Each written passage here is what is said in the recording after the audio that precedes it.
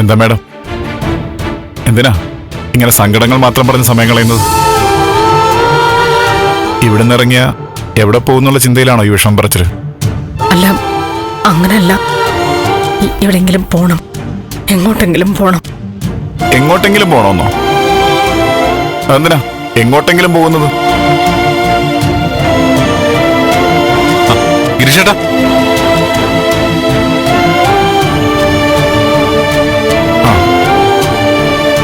എന്താ ഗിരീഷേട്ടാ ഈ രാത്രിയില്?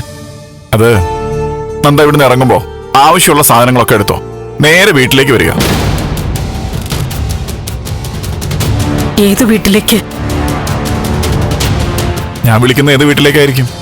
എന്റെ വീട്ടിലേക്ക്. വേണ്ട ഗിരീഷ, അത് വേണ്ട. എന്തുകൊണ്ട്? അത് ശരിയാവില്ല. എന്തുകൊണ്ട് ശരിയാവില്ല? അതിനുത്തരം പറയൂ.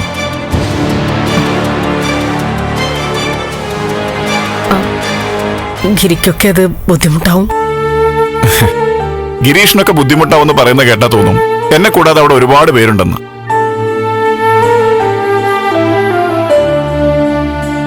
ഞാനല്ലാതെ അവിടെ ഉള്ളത് എന്റെ അമ്മയും ഭാര്യയോ. എന്റെ അമ്മയ്ക്കൊരു ബുദ്ധിമുട്ടും ഉണ്ടാവില്ല എന്ന് ഞാൻ എഴുതി ഒപ്പിട്ട് തരാം.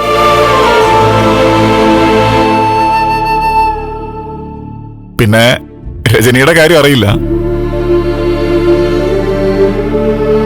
വലിയ തറവാട്ടിലെ കുട്ടിയായതുകൊണ്ട് പറയാൻ പറ്റില്ലല്ലോ. ഗിരീഷേട്ടാ,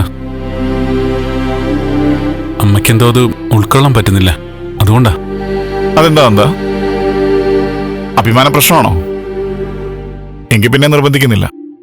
അയ്യോ മോനെ, അതുകൊണ്ടൊന്നുമല്ല.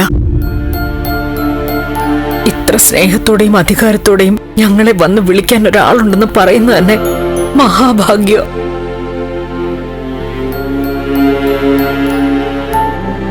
പക്ഷെ മോനെ.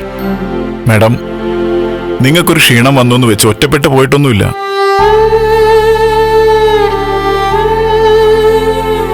ഞങ്ങൾ ഉള്ളിടത്തോളം കാലം ഒറ്റപ്പെടാൻ സമ്മതിക്കുകയില്ല.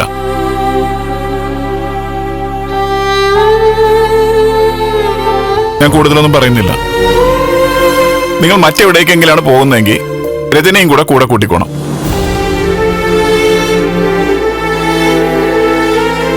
അവൾക്കിപ്പോ അമ്മയുടെ കൂടെ നിൽക്കണമെന്നാ പറയുന്നത്.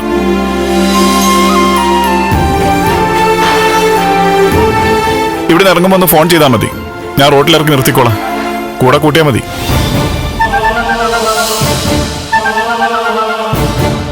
ഒരിക്കൽ കൂടെ ഞാൻ പറയാം, നന്ദനയും ദേവികയും കൂട്ടി മാഡം നാളെ തന്നെ ഞങ്ങളുടെ വീട്ടിലേക്ക് വരണം.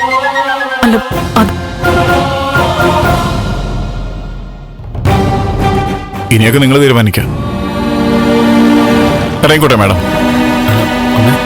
അല്ല ഗിരീഷേട്ടാ,